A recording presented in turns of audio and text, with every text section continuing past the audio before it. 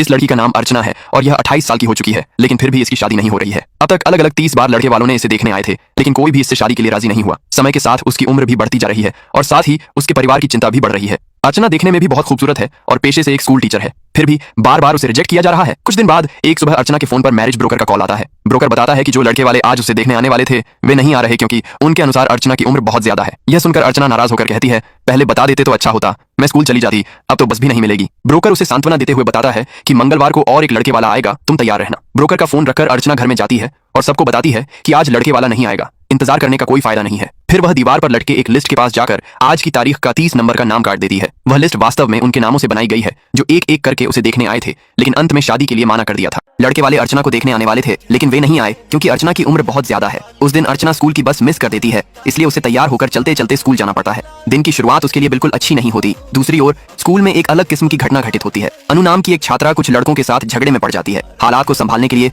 अनु अपने मामा को स्कूल लेकर आती है, लेकिन उसके मामा इस झगड़े में पड़ना नहीं चाहते थे, इसलिए अनु अपने मामा की दुकान की चाबी लेकर स्कूल आ जाती है और ना चाहते हुए भी उसकी मामा को स्कूल आना पड़ता है। चाबी मांगने के लिए मामा उसकी क्लास में घुस जाते हैं। क्लास में घुसते ही उनकी नजर अर्चना मैडम पर पड़ जाती है। अर्चना को देखकर वह अचानक घबरा जाते हैं और जल्दी से क्लास से बाहर निकल जाते हैं।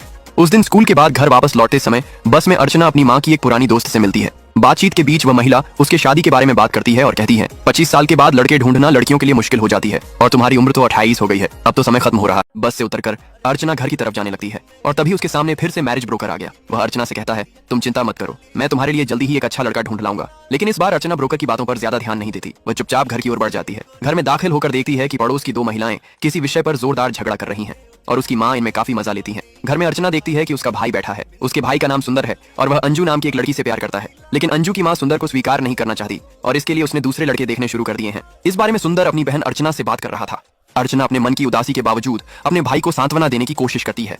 अगले दिन सुबह ब्रोकर का फोन आता है। वह अर्चना के पिता को बताता है, कल लड़के वाले आने वाला है, आप तैयार रहें। लेकिन अर्चना का पिता परेशान होकर कह देता है, मैं तो कह चुका हूँ कि छुट्टी का दिन लेकर आना। ब्रोकर तब समझाने की कोशिश करता है, लड़के वाले कल ही आना चाहते हैं, क्या करूं? अगले दिन सभी मिलकर लड़के वालों के लिए चाय नाश्ते की व्यवस्था करने लगते हैं। आज लड़के वाले अर्चना को देखने आने वाले हैं, इसलिए सभी मिलकर लड़के पक्ष के लिए चाय नाश्ते का आयोजन कर रहे हैं। लेकिन अर्चना अंदर से जानती है कि आज भी कुछ नहीं होगा, इसलिए वह स्कूल के लिए तैयार होकर इंतजार कर रही थी। जब उसे देरी होती दिखाई देती है तब उसका पिता फिर से ब्रोकर को फोन करता है। ब्रोकर बताता है, लड़के वाले आज भी नहीं आएंगे। यह सुनकर अर्चना और देरी नहीं करती और स्कूल के लिए निकल पड़ती है, लेकिन देरी होने के कारण वह आज भी स्कूल की बस मिस कर देती है और एक दूसरी बस से स्कूल पहुंचती है। इस तरह उसका दिन कट रहा है। परिवार की देखभाल, स्कूल की नौकरी और बार बार शादी में रिजेक्शन। एक दिन क्लास लेते समय स्कूल की एक और मैडम आती हैं और उससे पूछती हैं, क्या तुमने प्रिंसिपल से बात की? अर्चना चौंक कर पूछती है, नहीं, किस बारे में? तब मैडम उसे बताती हैं कि स्कूल से कुछ शिक्षकों को निकाला जाएगा, एक लिस्ट बनाई गई है और उस लिस्ट में तुम्हारा नाम भी है, तुम प्रिंसिपल से बात करो, शायद कुछ किया जा सके। ये सुनकर अर्चना का मन बहुत खराब हो जाता है। वह क्लास में जाकर चुपचाप बैठ जाती है। तभी अनु नाम की एक छात्रा की मामा, जिसका नाम विष्णु है, आज भी उसकी क्लास में घुस गया है। क्लास खत्म करने के बाद अर्चना प्रिंसिपल के पास जाती है। प्रिंसिपल उसे स्पष्ट बता देते हैं, मैं यहाँ कुछ नहीं कर सकता, तुम्हें नौकरी से निकालने का फैसला मैनेजमेंट का था, तुम्हारे लिए बेहतर होगा कि तुम कहीं और नौकरी की कोशिश करो। प्रिंसिपल की इस बात से अर्चना निराश होकर घर लौट आती है। घर में प्रवेश करते ही उसे पता चलता है कि आज सचमुच लड़के वाले आया है। लड़का दुबई में नौकरी करता है और उसके बड़े भाई और भाभी ने अर्चना की तस्वीर देखी है। उन्हें अर्चना काफी पसंद आई है। उन्होंने शादी की तारीख तय करने की भी बात की है। रात को लड़का खुद अर्चना को कॉल करता है और उनके बीच काफी बातचीत होती है। फोन पर अर्चना लड़के से कहती है, शादी के बाद भी मैं नौकरी करना चाहती हूँ, क्या तुम्हें इससे कोई समस्या है? लड़का हंसते हुए जवाब देता है, तुम्हारी नौकरी जारी रखने से मुझे कोई आपत्ति नहीं है। ये बातें सुनकर अर्चना के मन में एक प्रकार की शांति आ जाती है। वे कुछ देर बातचीत करते हैं और बातचीत के बीच अर्चना को उस लड़के के प्रति भी आकर्षण महसूस होने लगता है। वह मन ही मन तय कर लेती है कि वह इस शादी के लिए तैयार है। फिर अर्चना अपने कमरे की दीवार पर लटके उस कागज में 31 नंबर जोड़कर उसके पास विन लिख देती है।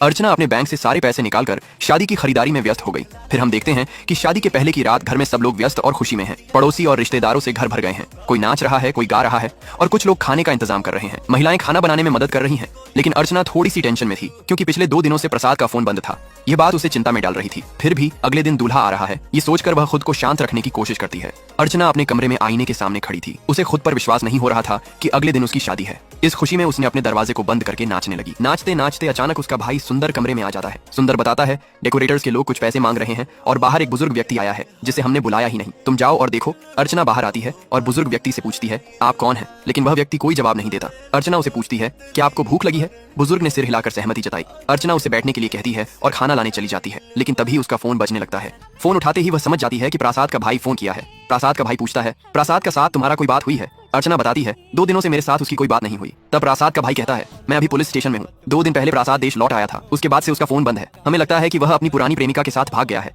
इसलिए कल तुम्हारी शादी शायद नहीं हो सकेगी। ये शब्द सुनकर अर्चना का सिर चकरा जाता है। वह अपने कानों पर विश्वास नहीं कर पा रही है। घर में सभी उसकी शादी की खुशी में मग्न है। अब वह उन्हें कैसे बताएगी कि कल उसकी शादी नहीं होगी? वह क्या करेगी? कुछ समझ नहीं पा रही है। बाहर सब शादी के माहौल में मस्त हैं। कोई नहीं जानता कि आगे अर्चना की शादी शायद टूट गई है। अर्चना के सारे सपने एक पल में टूट जाते हैं। उसका यह जिंदगी एक बुरे सपने में बदल गई है। वह अपने कमरे में चली जाती है। तभी उसकी माँ कमरे में आकर कहती है, बावर्चियों ने एडवांस पैसा मांगा है, वरना वे सुबह खाना नहीं बनाएंगे। अर्चना भीतर ही भीतर दुविधा में थी। वह समझ नहीं पा रही थी कि प्रसाद का भाई अर्चना को फोन करके कहता है प्रसाद अपनी पुरानी प्रेमिका के साथ भाग गया है। उसके बाद अर्चना का पिता उसके कमरे में आकर बैठते हैं। वह स्नेहपूर्वक पूछते हैं, क्या हुआ बेटी, तुम किसी कारण से चिंतित हो?